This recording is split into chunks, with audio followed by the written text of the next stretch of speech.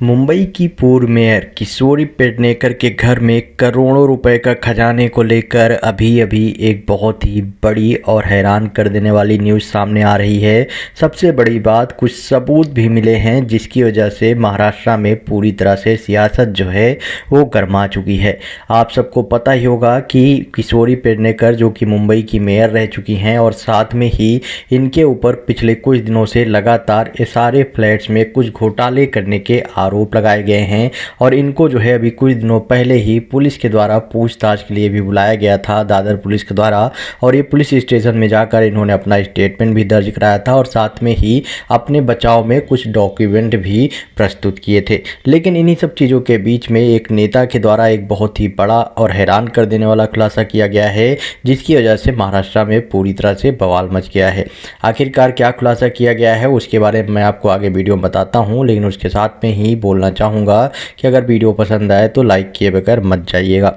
आप सबको पता ही होगा किशोरी पेडनेकर के ऊपर जब से सारे फ्लैट्स में घोटाला करने का आरोप लगाया गया है उसके बाद से लगातार किशोरी पेडनेकर जो है एक ही स्टेटमेंट देती हुई नजर आ रही हैं और उनके द्वारा बोला गया कि वो जो है एक महिला हैं, इसलिए जानबूझकर उनको जो है इस पूरे के पूरे केस में घसीटने की कोशिश की जा रही है और फंसाने की कोशिश की जा रही है, वो भी राजनीति के कारण। और ऐसा कुछ भी नहीं है जो भी उनके ऊपर आरोप लगाया गया है।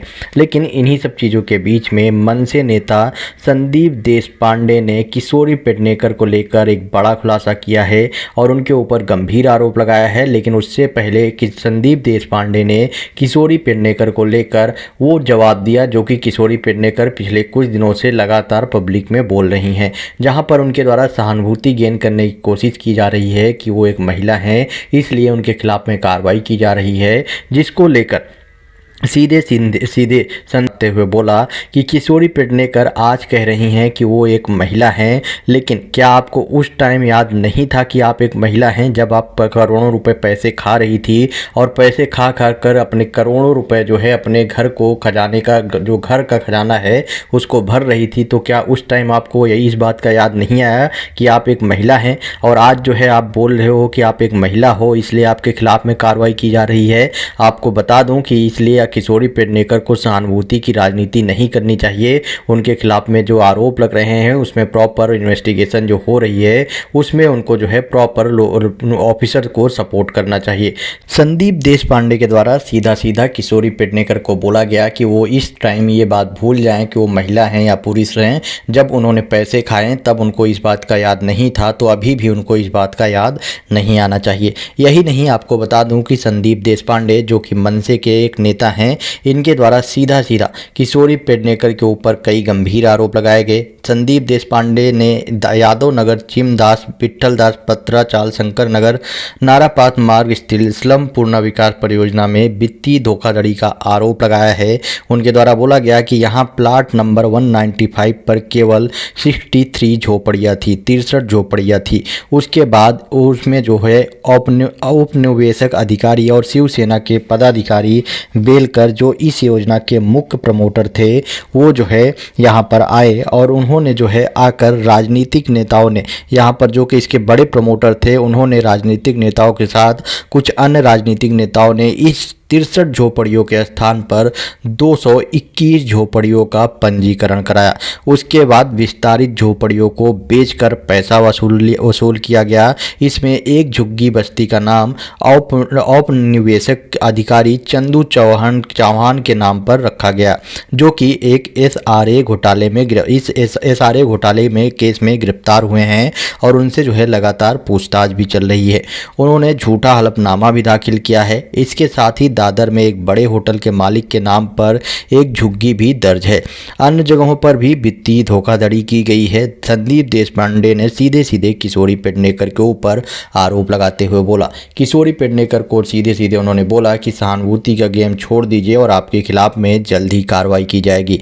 इनके द्वारा दावा किया गया कि 195 जो प्लाट नंबर 195 है उस पर सिर्फ और सिर्फ 63 झोपड़ियाँ थी। लेकिन यहाँ पर उसके बाद औपनिवेशक अधिकारी और शिवसेना के पदाधिकारी जो है बेलकर, वो जो है इस योजना के मुख्य प्रमोटर थे। वो कुछ राजनीतिक नेताओं के साथ में 63 झोपड़ियों के स्थान पर 221 झोपड़ियों का पंजीकरण कराया। मतलब कि साफ सी बात है, यहाँ पर 63 झोपड़ियाँ थी, 63 झोपड़ियों का पंजीकरण कराना था, लेकिन इन्होंने 63 झोपड़ियों की जगह पर 221 झोपड़ियों का पंजीकरण कराया। उसके बाद विस्तारित झोपड़ियों को बेचकर उससे जो है जमकर पैसा कमाया। ये स्टेटमेंट सीधा सीधा दिया गया है संदीप देशपांडे के द्वारा।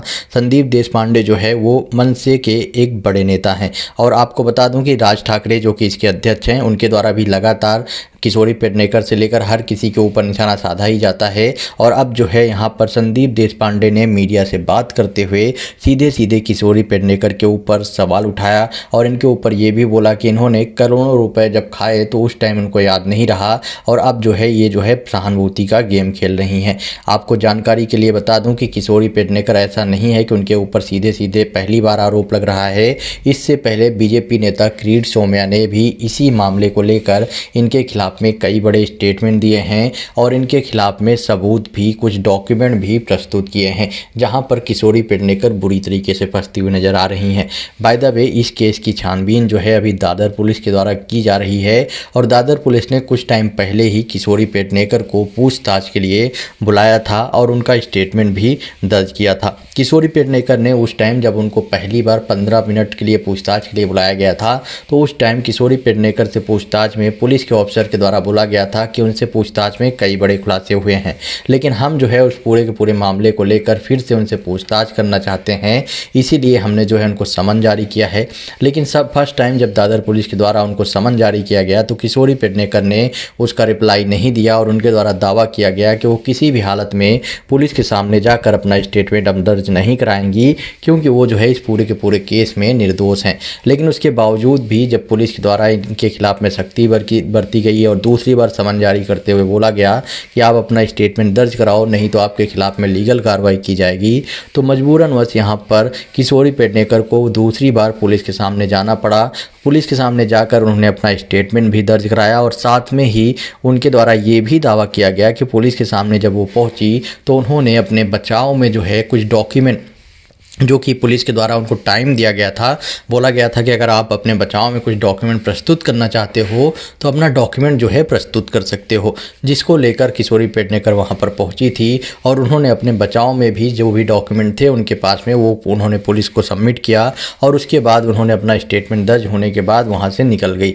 वहाँ से निकलते ही पुलिस स्टेशन से उन्होंने मीडिया से भी बात किया। मीडिया से बात करने के दौरान किशोरी पेडनेकर ने दावा किया कि उनके ऊपर जो भी कार्रवाई की जा रही है वो पूरी तरह से गलत है और वो एक महिला हैं, इसीलिए उनको जो है इस पूरे के पूरे केस में फंसाने की कोशिश की जा रही है। साथ में उनके द्वारा ये भी बोला गया कि मैं जल्द ही सीएम एकनाथ शिंदे और देवेंद्र फडणवीस से जाकर इसको लेकर मुलाकात करूंगी और इन सब चीज़ों को लेकर मैं जो है शिकायत भी दर्ज कराऊंगी। शायद इसी को लेकर अब जो है देशपांडे के द्वारा उनको रिप्लाई किया गया है कि अब जो है वो महिला का सहानुभूति का गेम ना खेलें, उनके खिलाफ में जो कार्रवाई चल रही है उसको होने दिया जाए। आपका क्या ओपिनियन है? क्या किशोरी पेडनेकर जल्दी गिरफ्तार होने वाली हैं? आप अपना ओपिनियन कमेंट बॉक्स में बताएं और वीडियो को ज़्यादा से ज़्यादा शेयर करें।